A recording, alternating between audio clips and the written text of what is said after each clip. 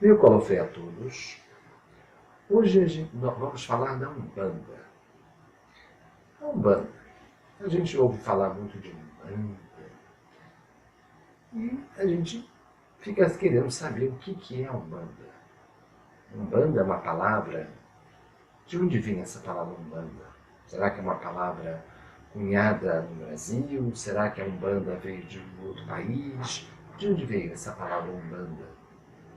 Se a gente procurar, fizer uma pesquisa, a gente vai descobrir que Umbanda é uma palavra que significa curandeiro, xamã.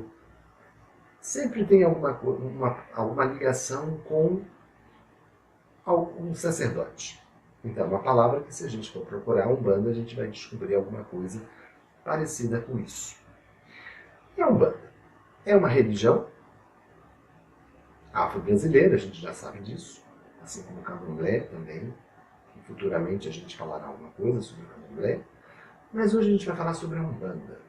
Umbanda, que é uma religião que foi criada, o nome é Umbanda, em 1908, e a gente tem uma figura muito importante que vai surgir aí, que é o Zélio de Moraes. Por que eu estou citando o Zélio de Moraes? Porque o Zélio de Moraes, através dele, nós teremos aí a manifestação do caboclo das sete encruzilhadas, que vai nos passar, na verdade, vai criar uma nova religião, segundo ele. E essa religião é a Umbanda. Não quer dizer que antes não houvesse manifestações religiosas. A gente sabe que com certeza sempre existiu. O Brasil, com a escravidão, os negros que chegavam, que tinham uma religião, que sempre adoravam os seus orixás. Isso no Brasil, eles trouxeram isso da África. Mas, quando a gente fala de Umbanda, a gente fala de uma religião que ela é uma religião sincrética. Ela vai ter mistura do catolicismo, do kardecismo. Ela vai pegar um pouquinho disso e vai desenvolver isso de uma maneira diferente. Tanto é que algumas pessoas, quando vão ao centro de Umbanda, elas observam imagens que são muito parecidas com as imagens que existem na Igreja Católica. E por que essas imagens estão lá? Eu posso dar um exemplo para vocês. Quando a gente fala de Santa Bárbara, na Igreja Católica, vamos cultuar Inhansã, que é um orixá, está lá no centro de Umbanda. Quando a gente fala de São Pedro, a gente fala de Xangô, que é um orixá, está lá no Umbanda. Então a Umbanda é uma religião que ela trabalhou muito com esse sincretismo. Ela conseguiu, claro que por que isso foi acontecendo? Porque os negros, quando chegaram ao Brasil, havia um preconceito muito grande. Então, para que eles pudessem cultuar os seus orixás, eles muitas vezes tiveram que, entre aspas, se converter ao catolicismo. Então era muito comum que alguns dissessem que eles eram católicos, até iam à missa realmente, mas eles não eram, mas havia momentos em que eles praticavam os seus rituais, eles cultuavam seus orixás. Então houve a questão do sincretismo. Havia o PG, onde eles colocavam as imagens dos santos católicos, e às vezes embaixo eles colocavam os seus deuses, que eram cultuados. Então, por isso que é interessante falar de Umbanda, a gente fala de sincretismo, a gente fala de mistura.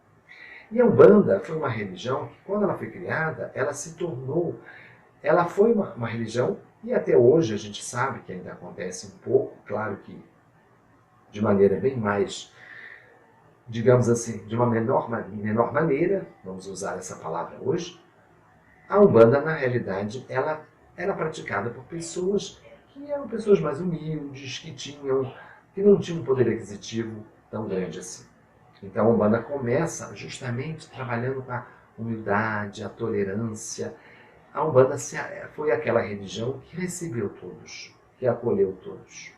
E é interessante que vocês saibam que a Umbanda, na realidade, ela vai acolher alguns espíritos que até então eram considerados espíritos atrasados.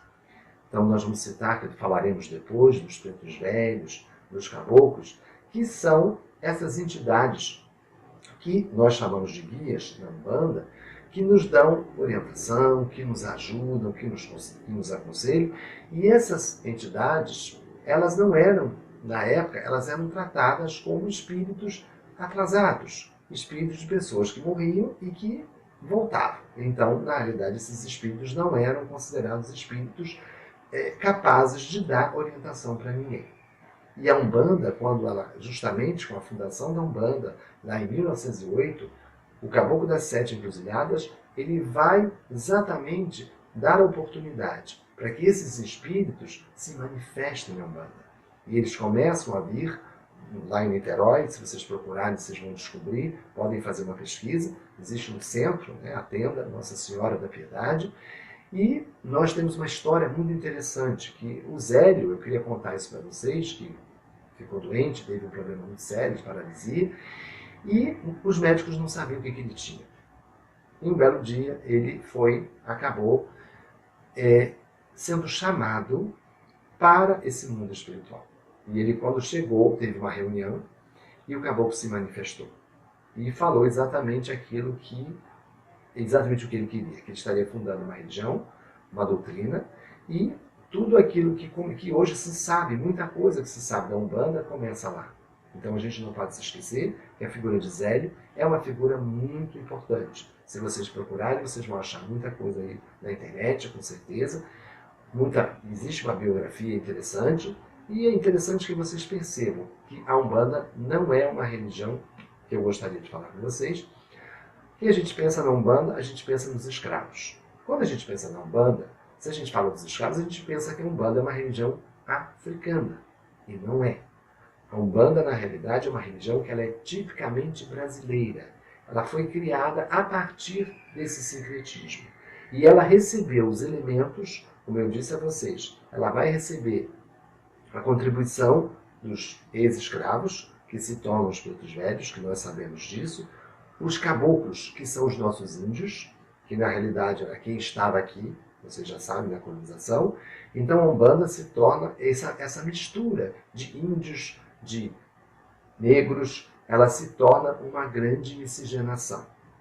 E quando a gente vai no centro de Umbanda, a gente percebe exatamente consultas com caboclos, com pretos velhos, com exus. A Umbanda, ela se propõe exatamente a ser essa grande força que ajuda, que orienta as pessoas, que dão, na realidade, esses guias, que dão caminho para as pessoas que precisam de um aconselhamento, de uma ajuda. Então, a gente não pode pensar em Umbanda sem pensar em humildade. Não pode pensar em Umbanda sem pensar em generosidade. A Umbanda, ela trabalha, nos terreiros de Umbanda, quando a gente vai, são trabalhos que são feitos de maneira gratuita, não se cobra normalmente nos terreiros de Umbanda. O que a gente vê são pessoas que se dão, médiuns, que mais tarde a gente vai falar um pouquinho sobre mediunidade, médiuns que estão ali para se doar para as pessoas que precisam. Então, mais uma vez, a gente precisa ter em mente que Umbanda não é uma religião africana, ela é uma religião criada no Brasil. Claro que houve elementos africanos que entraram na Umbanda, com certeza. A gente fala de orixás e a gente fala dos próprios africanos que cultuavam esses orixás. Só que a Umbanda é uma religião, que eu preciso frisar isso para vocês, é uma religião de sincretismo. Ela juntou muita coisa que havia na Igreja Católica, coisas que havia no kardecismo, e ela faz uma grande mistura com isso aí. E nós temos os terreiros de Umbanda. Se vocês forem no Rio de Janeiro, se vocês forem ao sul do Brasil, se vocês forem a qualquer local do Brasil, vocês vão encontrar terreiros de Umbanda. Então é interessante essa mistura que nós sabemos que nós temos aí milhares de terreiros. Existe uma federação, que mais tarde nós falaremos um pouquinho da Federação Espírita, e nós temos lá a presença do Candomblé, da Umbanda, do kardecismo, de todas essas religiões que trabalham com os espíritos. Então é interessante a gente perceber isso. Umbanda, então, mais uma vez, gravem sempre, Umbanda é uma religião brasileira, que não foi criada na África. Ela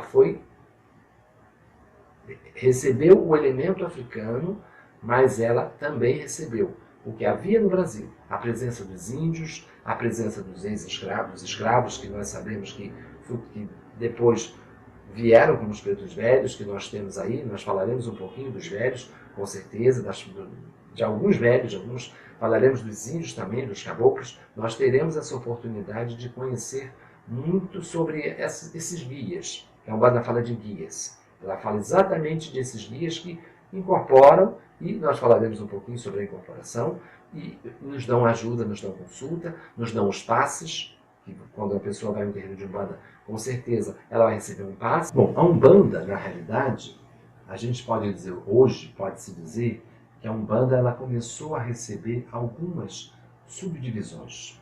Então, às vezes a gente ouve falar de Umbanda branca, as pessoas falam, o que é Umbanda branca? Então a gente sabe que a Umbanda branca é aquela Umbanda que ela procurou não receber, ela se baseou muito mais nas ideias do kardecismo. Então aquela Umbanda onde a bebida alcoólica não é tolerada, o fumo não é tolerado, algumas práticas não são toleradas, essa é a Umbanda branca. Então a gente tem aquela Umbanda que é um pouco diferente, por exemplo, da Umbanda que algumas pessoas conhecem, onde você chega lá, tem um preto velho fumando o seu cachimbo, o caboclo fumando o seu charuto. Em alguns terreiros de Umbanda branca a gente não vê esse tipo de ritual. Então essa Umbanda é uma Umbanda tradicional. Nós temos também a Umbanda que hoje se chama de Umbanda traçada, que é muito interessante a gente falar dessa Umbanda traçada, que é a mistura. Você tem lá o sacerdote, que é o pai de santo, a mãe de santo, que ao mesmo tempo que ele tem ele dá a sua gira de Umbanda, ele também dá a sua gira de Candomblé. Ele trabalha com a sua parte de Candomblé. Então a gente tem hoje tem alguns terreiros que já fazem assim exatamente, você tem uma parte onde a Umbanda está sendo cultuada e o Candomblé também. As pessoas chamam de Umbandomblé, Umbandé, quer dizer, o nome que muitas vezes as pessoas até brincam com esse nome. Você faz uma mistura dos dois. Existe a Umbanda esotérica, que aí tem uma parte, né, oriental aí que a gente pode depois tentar falar alguma coisa para vocês, que há pessoas que falam da Umbanda esotérica. E nós temos também a Umbanda de caboclos, que algumas pessoas falam muito, né, que no Candomblé também, futuramente, quando nós falarmos do Candomblé, a gente vai falar exatamente do Candomblé de caboclos. E no Brasil, nós temos pessoas na região norte, nordeste, a gente tem essa manifestação de Candomblé dos caboclos. Então, é interessante, mais uma vez, que a gente perceba o que são essas religiões afro-brasileiras. Por isso o nome afro, lembra África, brasileiros ou brasileiras, né? religiões afro-brasileiras, que são religiões que estão aqui no nosso país. Então, se vocês gostaram, não esqueçam de curtir, dar o joinha, que eu sei que vocês gostam de dar, e se inscrevam no nosso canal.